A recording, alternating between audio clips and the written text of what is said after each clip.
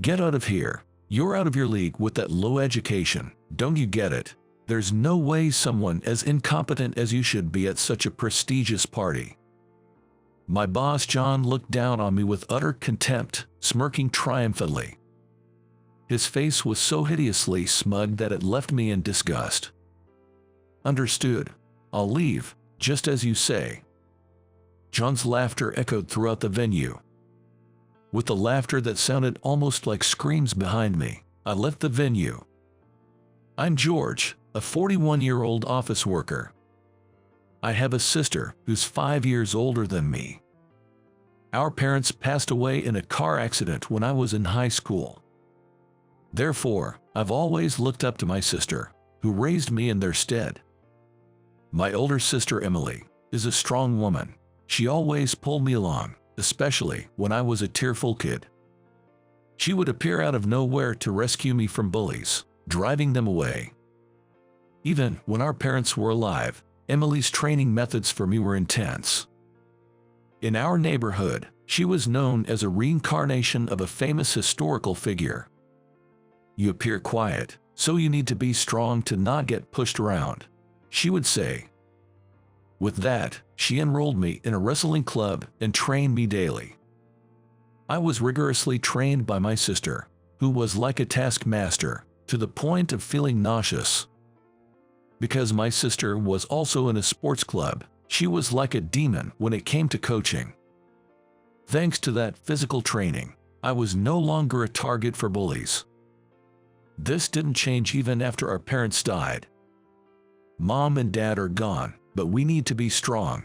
Now, intelligence is also important. Furthermore, my sister would daily insist on studying, and if I looked like I was about to fall asleep, she would nudge my head and scold me. Constantly under pressure, my grades, which were once failing, started improving. I believe it's thanks to my sister that I've been able to lead a stable life. Although I never quite managed to overcome my somewhat timid nature. Rough and rowdy as she might seem, Emily always put me first. She'd give me the best part of our treats, like the part of a snack with more filling, and would make me a late-night snack when I was up studying. It was a subtle kindness, but I greatly respected her for it. Because of her, I managed to get a job at my current company. Work was tough, but nothing compared to my sister's training. Working hard at the company, I achieved a respectable position. And it was my childhood friend Jessica, who always supported me. You really stick with me despite my timidity, I'd say. You're not timid, you're kind, George. Avoiding conflicts and seeking peaceful resolutions is hard. That's where I've always liked you. In that way, Jessica always supported me. She was always there, unable to leave me alone, and now she's my wife, by my side. When we decided to marry, Emily asked, "Are you sure about my scatterbrained brother?" But when alone with Jessica, she'd say with tears in her eyes, "A sister always worries about her brother. Please, take good care of George." When Jessica got pregnant, Emily sent us health products and quit smoking, a habit she loved, for the baby's sake. I still feel cherished by my sister. Now, she's a great aunt to my daughter. We named the baby Sarah, and she's growing up well. She's honest and loves to study. She took college entrance exams because she really wanted to pursue a specific field of study, but due to a high number of applicants, she didn't get into her desired college and is currently taking a gap year. When Sarah didn't pass the exam, she cried but quickly shifted her focus to reapplying. She said she'd work part-time to earn money for her gap year, but moved by her resilience, we decided to financially support her during this time. Thank you, Mom and Dad, Sarah said with tears, grateful as she dedicated herself to studying. We occasionally have her join in on family events at work, hoping it helps relieve her stress. Don't overdo it, you'll wear yourself out. I'll be fine, Dad. A few hours after such conversations, I smile with my wife, Jessica, as we cover a studying Sarah with a blanket. I've built such a happy family and am satisfied with my life. The company I work for is a great place. George, thank you. Your clear instructions make our work easier, my colleagues say. It's nice to hear that. There's a friendly atmosphere in the office, with everyone helping and supporting each other. Whenever I had free time, I actively offered my help around. I found joy in helping my juniors grow. Hey, you incompetent, think you're in a position to talk like that? John's arrival instantly sours the previously comforting environment. John was headhunted from his previous company and became our boss. He's particularly fixated on academic credentials. Being about 10 years younger than me and already in a position of authority, his pride seems immense. Everyone listening to this lowly educated man will only make you dumber. You know, I graduated from an elite university. John seemed quite proud of his educational background, bringing it up at every opportunity. He would go on and on about how hard he worked for his exams and the wonderful lectures he attended in college, stories from over 10 years ago. He even asks each junior about their educational background. Hey, where did you go to college? He would interrogate the juniors about their educational background and alma maters, and if he found his to be superior, he would snicker condescendingly. If he considered theirs to be slightly prestigious, he would become irritated and even inquire about their high schools. What a waste, coming from such a good high school and ending up like this. Your parents must be so disappointed. He seems unable to rest without belittling something. I've always felt that actual work performance is more important than educational background. If he has time to brag about his education and mock others, he should focus on improving his work performance. After boasting, he'd just play on his phone, which was exasperating. However, since I'm his main target, I knew he wouldn't consider my opinions. Hey, which university did you attend? Tired of his pestering, I tried to evade the question, but he persisted. Harvard University, Yale University, no. Some other national or private university, no. Could it be, you're a vocational school graduate? His attitude was increasingly irksome. No. Can you please focus on work instead? Just as I was about to continue, John burst out laughing. So, you're a high school graduate. No wonder you can say it out loud. High school graduates aren't really decent people, are they? John burst into a fit of laughter, calling it a masterpiece. After labeling me a high school graduate, he ridiculed me fully.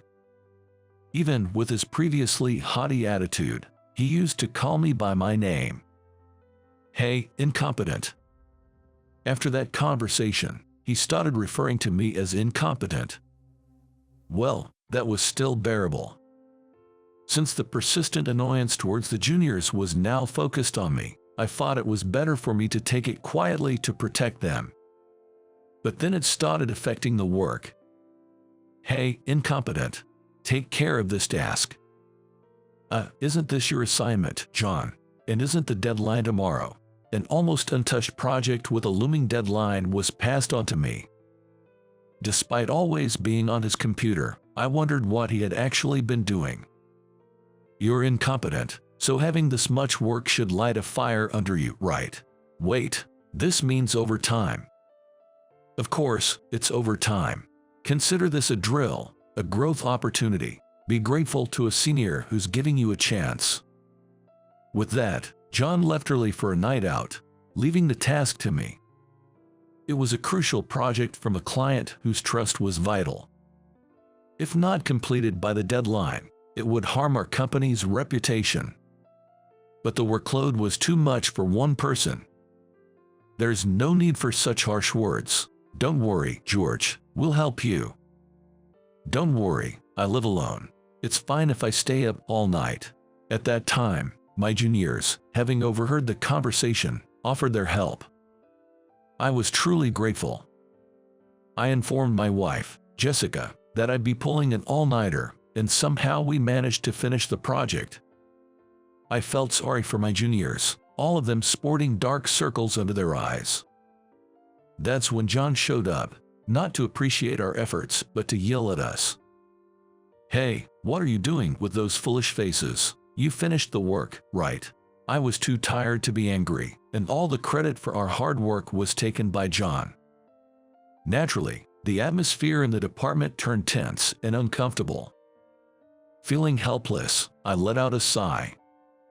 No matter how hard I worked, only John received praise from the clients. It seemed my exhaustion was also reaching my wife. "Are you okay? You've been looking pale lately." "Do I look that way?" "Yes, you didn't come home last night, and Sarah was feeling lonely." "I see. Something's bothering you. Would you like to talk about it?" Weary, I ended up venting to Jessica. "Actually, there's this troublesome guy who's become our boss. He's been piling work on me, but thanks to the juniors, we managed." "That sounds tough. Tell me more about it." I took advantage of Jessica's kindness and talked more about John. "How dare he? That's unacceptable." Jessica was angry on my behalf. I found solace in her. From time to time, I would vent to her about the days of being bullied by John. But considering my juniors, I knew I had to do something soon. The day my patience ran out finally came. John nudged me with his elbow and started talking to me. "Hey, incompetent. You have a daughter, right? A daughter? Don't play dumb. It's about your daughter who's taking a gap year." How does he know about my daughter? I remembered that he probably saw her at the company-wide barbecue we had. Despite a bad feeling, I asked John, "What about my daughter? That girl, failing to get into college, is just as incompetent as you." "So, what about it?" "Humph, well, she's not bad-looking. Consider yourself lucky. I'll take her as my wife. She can do household chores and cleaning, right?" "What?" I was in shock as if struck by lightning. "Daughters of incompetence like you don't have many suitors. So, this weekend, host a dinner for me and introduce her. Who knows, with the right approach, she might become a good woman." In other words, John was targeting my daughter. There was no way I could allow that. Anger made my fists tremble. "If you hand over your daughter, I might talk to my uncle about promoting you. For someone like you, promotion is an honor you've never dreamed of." "There's no way that's possible," I argued back, forgetting all formalities. Who would hand over their daughter to a man nearly 20 years older? John seemed surprised that I resisted. "Incompetent, and yet you dare defy me. Brave of you." His face turned into a demonic scowl, and he walked away. His hostility towards me intensified after this incident. Jessica, more worried about my increasing workload and worsening complexion, tried to get me to talk, but I couldn't. The thought of our daughter being targeted by an older man would hurt both Jessica and Sarah. I couldn't bear the feeling of my own inadequacy. "George, join me for a drink. It's been a while." Emily. One day at work, my sister called out to me. My sister and I worked at the same company. Though we were in different departments and positions, occasionally, she would drag me to a drink. "Jessica told me a lot. Don't make them worried." Emily saw right through me. Jessica, who admired my sister, often hung out with her. They shared stories about me, even embarrassing ones from when I was a baby. Still, I was glad they got along well. "Well, Jessica told you all that." "Yeah, there's a bad apple at work, isn't there?" My sister pressed me why I hadn't confided in her sooner. Talking to Jessica made things easier. "I know you're worried, but..." "Really? Well, we'll get back to that. You're still hiding something, aren't you?" I flinched. I could never keep secrets from my sister. She always saw through my attempts and forcefully made me spill the beans. But this time was different. I couldn't bring myself to speak about John targeting my daughter. As I hesitated, my sister put me in a headlock. Despite her age, she's still as strong as ever. Ouch, ouch, let go. Just talk, will you? You always overthink and make things more complicated. Speak up now or it'll get worse. I gave in and told her about Sarah being targeted. Is that so? Well, all right, leave it to me. My sister had a look on her face I had never seen before, truly fitting for a demon.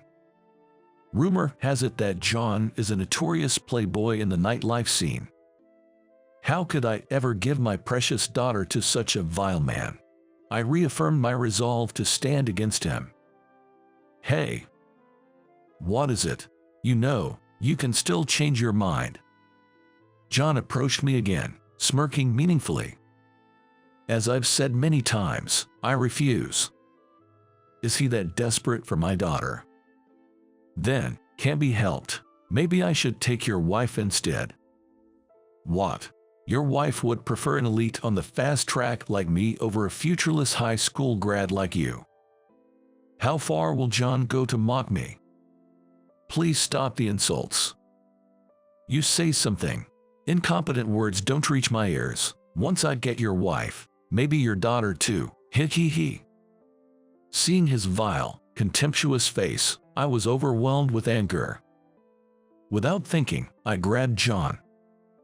Don't you dare insult my family anymore. A junior who happened to pass by held me back. What, you low-educated incompetent, defying a high-educated superior. Remember this, you no longer have a place here. John left with those parting words.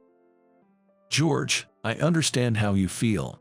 I would feel the same if someone said that to me, but he's not worth your trouble. I was admonished by the junior and regretted my impulsive actions. After that, I endured days of John's intensified harassment and nastiness. A few days later, we received news that the current president of the company was retiring and a new president would be appointed. A party was to be held for the inauguration. I'm attending the party too. Got my invitation first, me. John was unusually talkative. The new president's name was to be revealed at the party as a surprise.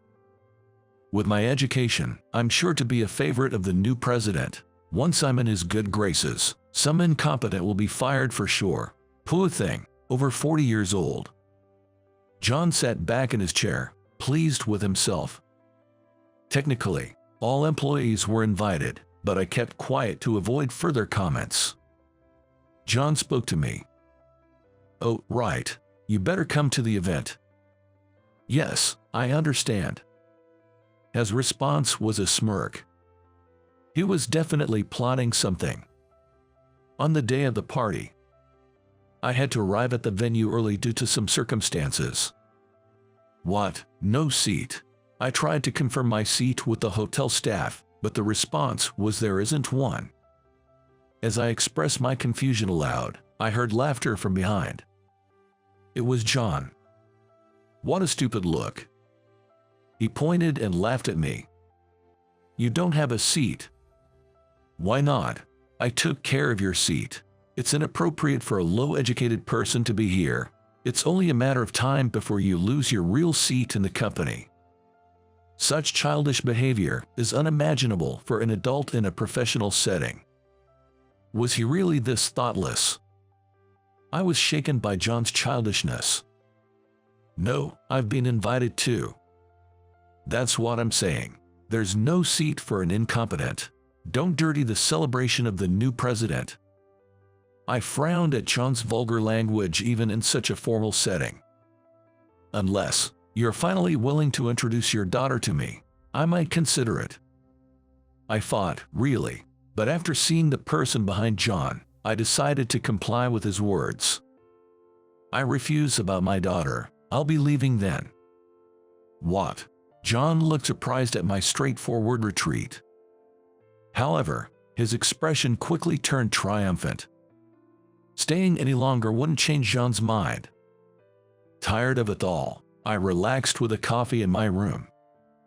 But it was just a little longer to endure. Right about now, clueless John will be getting his comeuppance. As I leisurely sipped my coffee, I received a call from John on my phone. I smiled and answered the call. John's panicked voice came through. "Hey, what's this about? Come back here. What are you doing?" His voice, filled with panic and the angry shouts leaking from the speaker, made me laugh. "You didn't expect me to be the new president announced today, did you?" Yes, the new president to be introduced at the party was me. The person who was watching me from behind John was my sister. John must not have noticed her at the time. Unfortunately for you, I am the new president who was to be announced at today's party. Actually, the company was founded jointly by my sister and her husband. My sister, having studied business management with a college friend who is now her husband, teamed up to start the business. The company grew rapidly under my assertive sister and my brother-in-law, who was a genius at administrative work. After the company was on track, my sister supported him from behind the scenes. He was always kind to me, and I aspired to be like him. My sister always laughs it off when talking to me, but I can tell by looking into her eyes. She is truly in love with her husband. Admiring my sibling couple, I wanted to help and join the company. No special treatment because we're family. My sister didn't favor me, so I had to join purely on my own merits. I didn't want to be promoted easily because I was family, so I asked not to be put in a position. That's why only a few trusted people in the company knew I was the president couple's brother. Then one day, my brother-in-law was diagnosed with a serious illness. His surgery was necessary, but unfortunately, his physical strength was waning in his 50s. Unable to fully function as president, he decided it was unfair to the employees to continue. So, he stepped back to become chairman, and a replacement was needed. I was the one chosen for the position of the new president. "You're taking over for my husband." I remember spitting out my drink when my sister suddenly told me this during a drinking session. "Wait, hold on, there must be someone more capable in the company. With my husband's condition and my upcoming business, I need someone I can trust to kick into gear." Though she put it roughly, I knew she recognized my abilities. I chuckled at her transparent attempt to hide her feelings and scratched my head. I'm no match for my sister, am I? With Sarah involved, I had to put in a nail before anything bad happened. That's why my appointment as the new president was decided. My brother-in-law felt the same as my sister, humbly suggesting that if they were to entrust the company they started together to someone, it had to be me. Ever since we first met, I felt you had a similar aura to me. You may hold a lower position, but you have real talent. Please, take this on. Unable to refuse under such circumstances, I resolved to become the new president. This was communicated only to the executives, and those who didn't know I was their brother were surprised. But, having been informed by my sister and brother-in-law, they accepted my new role as president. However, John had no way of knowing this. Even if I told him the truth, he would have dismissed it as a lie, so I didn't think it mattered much. This party was meant to officially announce me, a family member of the former president, as the new president, and to celebrate the full recovery of my brother-in-law. But since the new president was turned away, the plan was disrupted, and instead, it became a place to denounce John. Especially as my brother-in-law, who was just recovering from illness, was not fully aware of the situation and became even angrier. While on the phone with John, I opened my messaging app and saw a text from my sister, "Come back immediately." I got up and left the room. I had booked a hotel near the company, so I ordered room service coffee in my room. Therefore, I was able to return to the venue immediately. I had to go right away, or else not only John, but also I might be reprimanded. Sorry to keep you waiting. As I entered the venue, everyone's eyes were on me. It was my first time receiving so much attention. Somewhat nervously, I headed towards my sister. Phew, you're here. So, what about this fool? There were my sister, smiling frighteningly, and my brother-in-law, with an angry expression. John was trembling like a frightened deer. Wait, this is a joke, right? Someone incompetent like George can't be the new president. What are you saying? He's our brother. But he is. How dare you refer to the new president like that? My brother-in-law's angry shouts echoed through the venue. Despite having been ill just a while ago, his anger was impressive. That's when John finally apologized to me. I'm sorry. His apology might have been due to his confusion, but it didn't seem sincere. Above all, his eyes remained glaring at me. No need for apologies.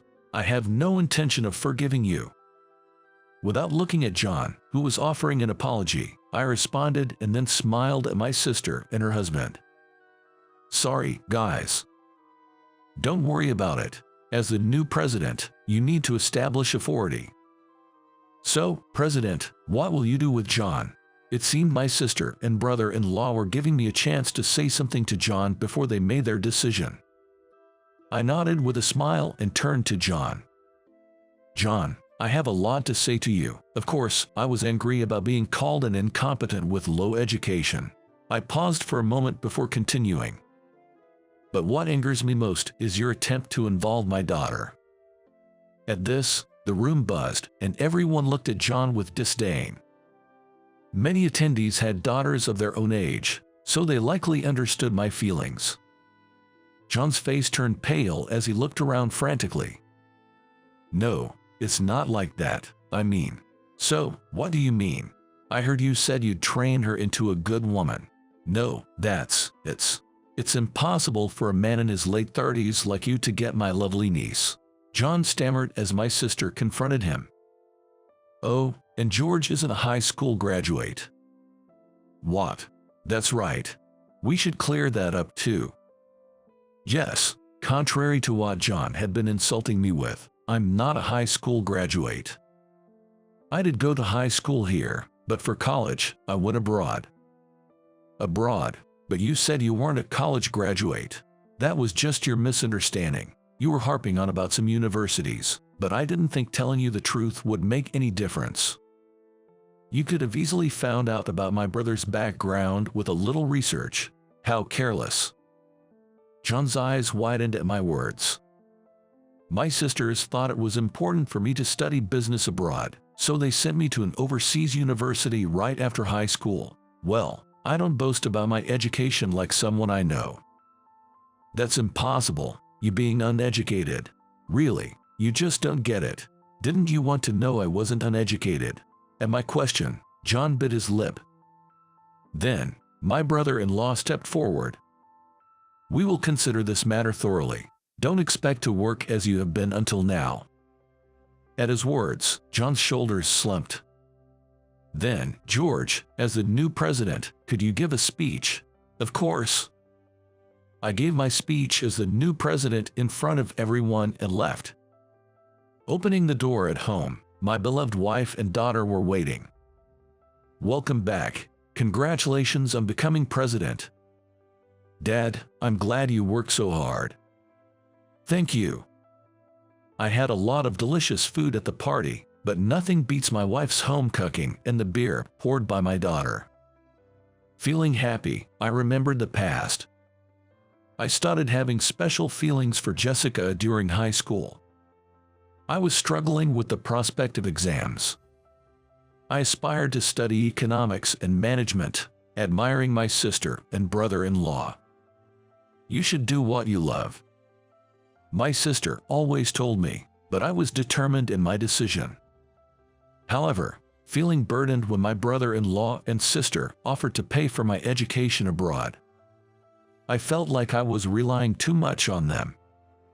That's why I thought I should work and save money before going abroad, so I discussed it with Jessica. I'm always too dependent, aren't I? Not at all, you're amazing. But always relying on my sister and brother-in-law. Then Jessica took my hands and looked straight into my eyes. That's not true. Going abroad will give you the chance to acquire skills different from your sister and brother-in-law. Don't be modest. I wish I could protect my sister someday.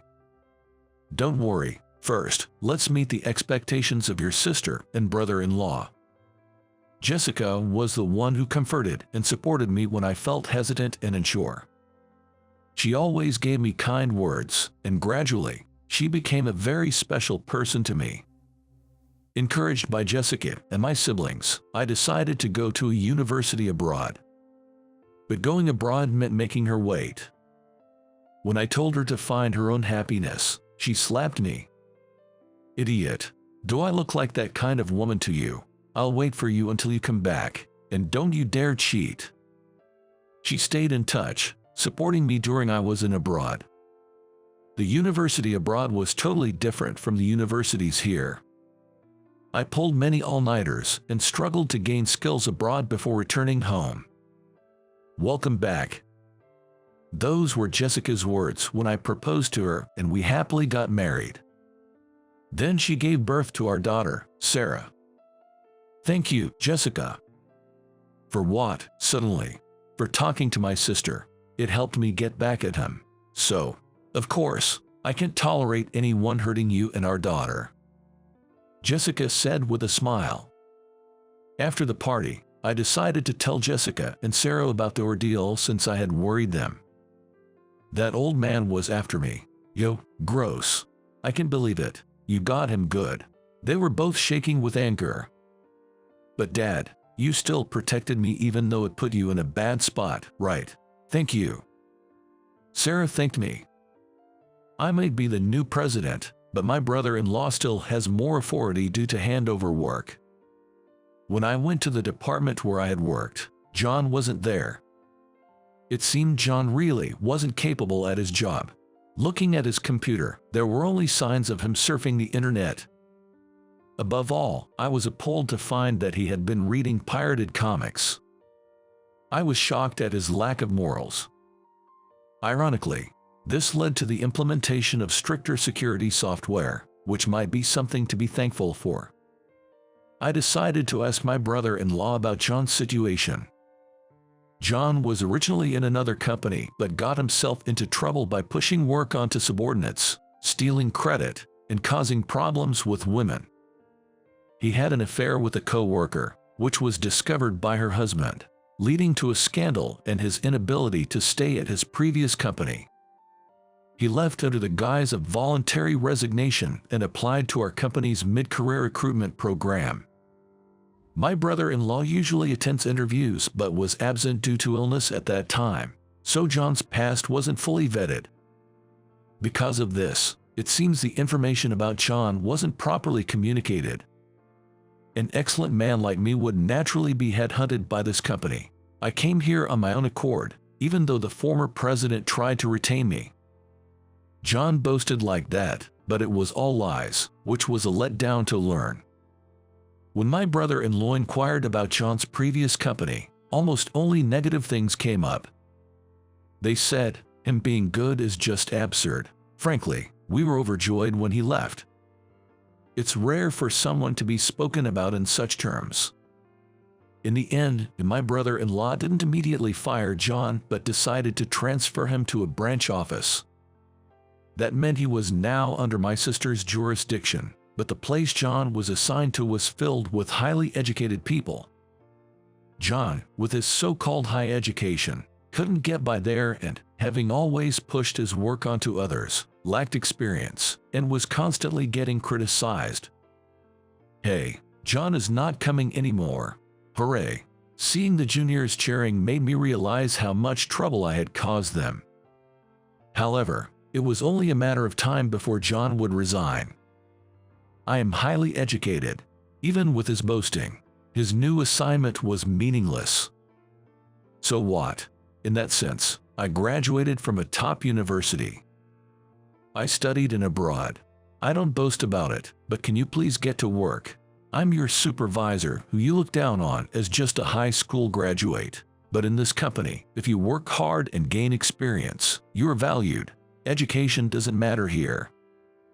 Days of getting such responses and the news about him targeting my daughter leaking out made it unbearable for him. If colleagues and superiors didn't work out, he started hitting on women with lower education than him. "Hey, if you date me, I'll help you with your work.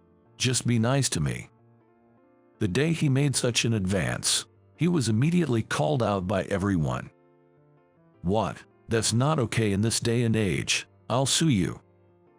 Also, it's creepy for an older man like you to ask me out." John faced angry reactions every time he tried to approach the female employees. Eventually cornered, John started missing work without notice, and finally, a resignation letter was mailed to the branch office. He couldn't endure it anymore.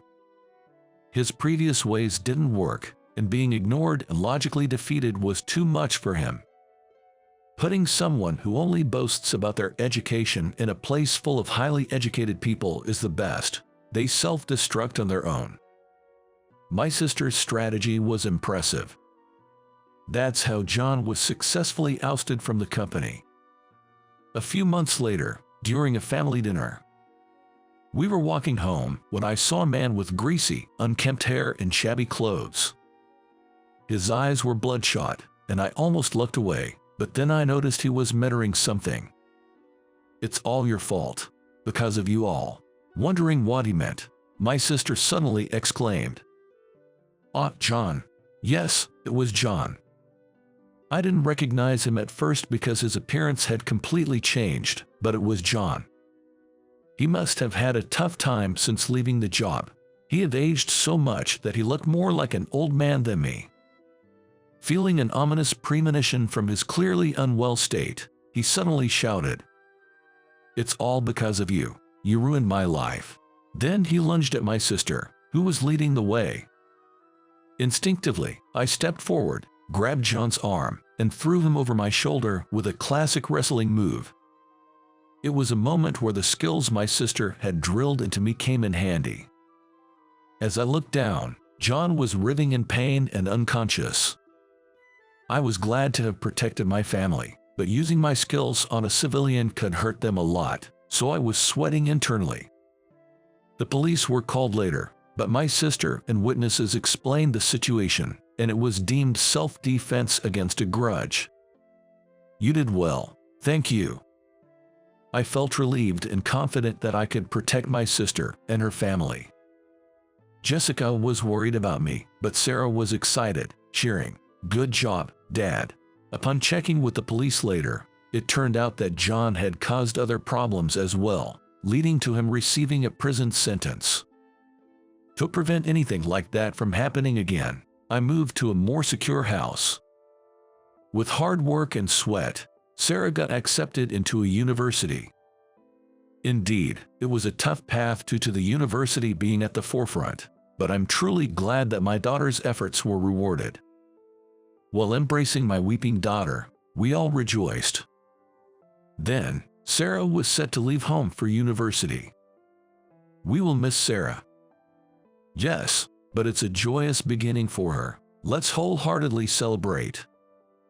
That's true. Though it felt lonely to have one less light in the house, we sent off Sarah, who was waving from the train with a radiant smile. Now, I must firmly take on my role as the new president. I am grateful to my strict sister, my kind brother-in-law, Jessica, who supports me wholeheartedly, and my daughter Sarah, more precious than life itself. I am reminded to be thankful for all the people who have supported me and made me who I am today.